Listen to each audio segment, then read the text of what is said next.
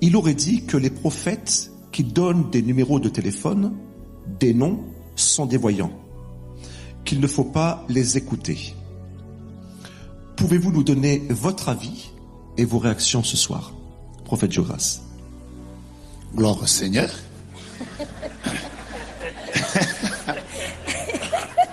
Il a fallu que ça tombe sur toi.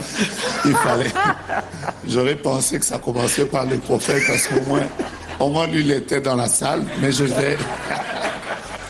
vais donner mon avis. Et je voudrais d'abord dire que quand un père au niveau de l'évangéliste Béni il parle, il est quand même important de savoir pourquoi il a parlé de ça.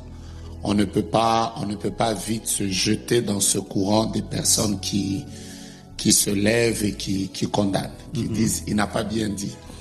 C'est les genres des pères qui ont traversé plusieurs générations. Oui. Le pasteur Benny Hinn a vécu à l'époque de Orad Robert. Nous, on l'a lu dans les livres.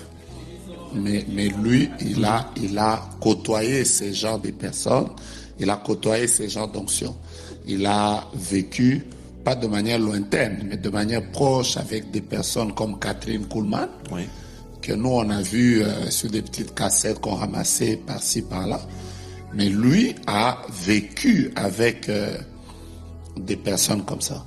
C'est-à-dire, de par son expérience de ministère, ce n'est pas n'importe qui. C'est quelqu'un qui a traversé plusieurs générations. Il a vu plusieurs choses dans l'Église. Et quand un père de cette trempe parle, je pense que les enfants se taisent, ils écoutent, après ils tirent des leçons. Chacun tire des leçons sur pourquoi il a dit. Je ne pense pas qu'à son niveau, il peut le dire parce qu'il a envie de détruire les prophètes. Je ne pense pas. Son amour pour l'Église, quand je parle de l'Église corps du Christ, n'est plus à démontrer. Je crois qu'il a vécu plusieurs choses. Je ne pense pas qu'il a dit parce qu'il voulait jeter les prophètes en pâture.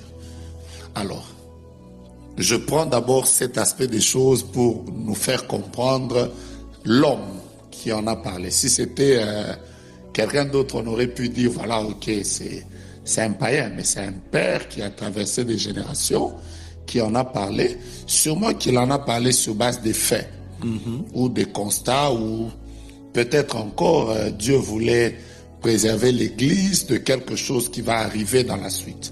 Donc, un homme sage, quand il entend un père, il prend d'abord. Il prend sur lui et c'est sage. Amen. Maintenant, moi j'ai essayé d'écouter, je n'étais pas sur place, mais toutes les vidéos, j'ai dû rentrer dans le message, l'écouter de fond en comble pour comprendre en fait ce qu'il disait. Je ne vois pas en quoi il a découragé le mouvement prophétique. Mais au contraire, comme tout père, il est important que le mouvement prophétique ait des garde-fous. Oui. Parce que le prophétique est beau, il attire, c'est très bien quand on vient, on donne des adresses, des numéros de téléphone. Déjà, je sens que ça commence à venir. Donc, c'est très beau toutes ces choses. Mais il est important, comme disait le prophète tout à l'heure, la vie de prophète n'est pas très facile. Hein? Oui. La vie de prophète n'est jamais facile. Dans la vie de tous les prophètes, il y a le mépris, il y a la solitude. Les prophètes, parfois, sont des personnes entourées, mais très seules. Donc, vous pouvez les voir avec beaucoup de foule, mais ils vivent des solitudes compliquées. Dans la vie des prophètes, il y a la contestation. Par exemple, je vous donne un cas. Vous savez, il y a des versets dans la Bible que nous lisons très rapidement. Hein, mais si vous les mettez dans le contexte, imaginez-vous que Ésaïe se lève, il dit, Dieu me dit qu'une vierge va concevoir. et elle enfantera un fils, voilà, c'est lui qui sauvera. C'est beau quand on le lit dans notre génération, hein. Mais mettons-nous dans le contexte des gens de son époque. Donc les gens lui auraient dit, écoute, reviens sur terre, qu'est-ce qu'il y a? Comment tu peux dire qu'une vierge va concevoir? Tu as vu ça où? Je crois qu'il y a même des gens qui l'ont traité de faux prophète et tout. Et l'ironie du sort, c'est que le gars est mort sans avoir vu une vierge tomber enceinte. Donc je crois que le jour de son enterrement, là, il y a des gens qui disaient, oh, un faux prophète. Il est mort sans avoir vu ça, parce que Jésus est né des années après. Une manière de dire qu'un prophète peut dire des choses que lui-même ne verra jamais, mais que Dieu va accomplir parce qu'il est fidèle à sa parole. Amen.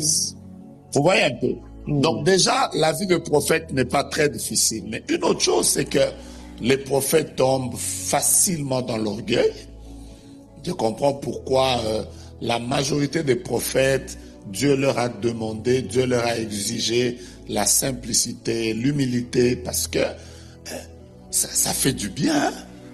Un frère, vous venez, vous lui dites, Dieu m'a dit, surtout quand c'est en public, Dieu m'a dit que dans 2 jours, tu auras 2 millions dans ton compte. Après, quand il revient là, il a 2 millions. Après, il en parle aux gens, mais quand tu sors, tout le monde te regarde comme si tu n'étais pas humain. Donc, le prophétique expose à l'orgueil, mais le prophétique expose malheureusement aussi à la divination. Oui.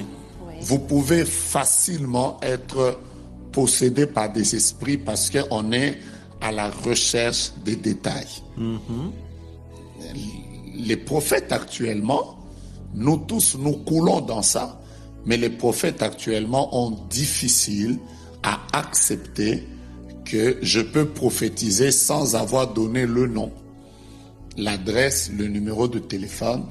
Tous les jeunes actuellement, c'est Seigneur, il faut que je voie les numéros. Il faut que je voie. Or, le plus grand prophète de tous les temps, qui s'appelle Jean-Baptiste, Jésus l'a vanté, il a dit qu'il était le plus grand prophète. Il n'a jamais donné des adresses. La plus grande prophétie qu'il a donnée, la plus grande, et la seule que moi je connais dans la Bible, il a juste dit, voici l'agneau de Dieu qui ôte le péché du monde. Mais c'est la seule prophétie exacte. Les autres là, il n'a pas donné de prophétie. Donc, une manière de dire, on n'est pas grand parce qu'on est dans les détails. On est grand parce qu'on est fidèle à ce que Dieu nous a dit de dire.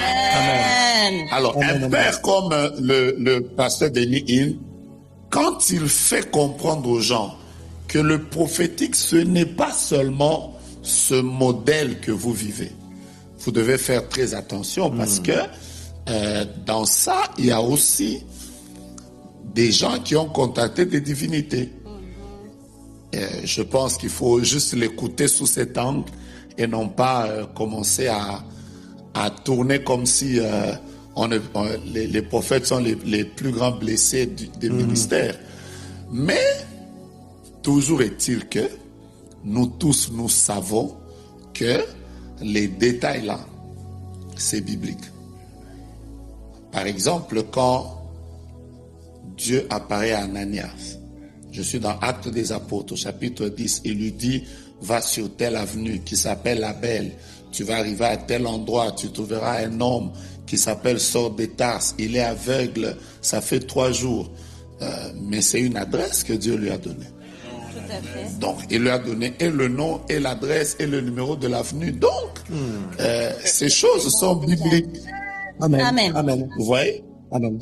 Quand Jésus lui-même apparaît à un monsieur, il lui dit, tu étais sous un figuier et tout ça, et tu es un homme en qui il n'y a pas de fraude.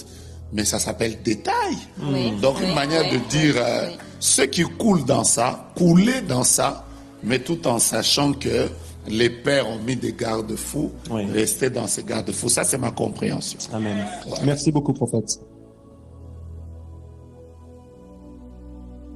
Ça me conduit à apporter quand même